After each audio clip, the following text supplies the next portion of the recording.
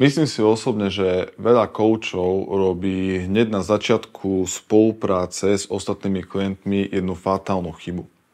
A tá chyba je taká, že tento kouč alebo hociaký iný kouč nebude spochybňovať to, čo ten daný klient chce. Jednoducho mu povie, áno, pomôžem ti zmanifestovať to, čo chceš. A ja si myslím, že tu je práve táto chyba. Pretože veľa z nás si myslí, že vie, čo chce, ale opak je pravdou. A keď to nestojí na pevných základoch, to, čo chceš, tak potom môžeš makať najviac, ako len vládzeš. Môžeš robiť všetko preto, aby si prilákal do svojho života svoj vysnívaný cieľ, ale nikdy sa ti to neuskutoční. Čiže keď ja mám napríklad spolupráce s ľuďmi, tak je dosť možné, že sa budeme rýpať a vrtať v tom, aby sme si naozaj určili, čo je finálna destinácia každého klienta.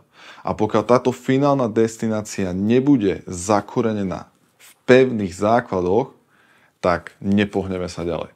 A ja úprimne chápem, že je to extrémne frustrujúce pre ľudí, s ktorými pracujem, pretože žijeme v dobe, kde všetko chceme rýchlo a všetko chceme okamžite a nedokážeme sa nejakým spôsobom zastaviť a naozaj precítiť do hĺbky náš vnútorný priestor a možno, že aj troška spochybňovať alebo nejakým spôsobom sa pýtať, prečo chcem to, čo naozaj chcem.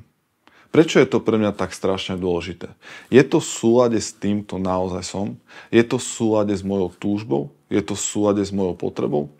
A toto je vec, ktorú podľa mňa nerobí skoro nikto, alebo kľudne ma opravte aj v komentároch a napíšte mi nejakých ľudí, ktorí sa takto pozerajú na túto vec. Ale z mojich osobných skúseností a z toho, čo si všímam či na internete alebo v mojom okolí, tak jednoducho nikto ako keby nejakým spôsobom nespochybňuje toho človeka v tom, čo chce, ale bude mu predávať nejaké lacné marketingové frázy, že áno, dám ti, umožním ti nejaké tajomstvo, ktoré ti rozkóduje tvoju manifestačnú túžbu a všetko sa ti zmotní.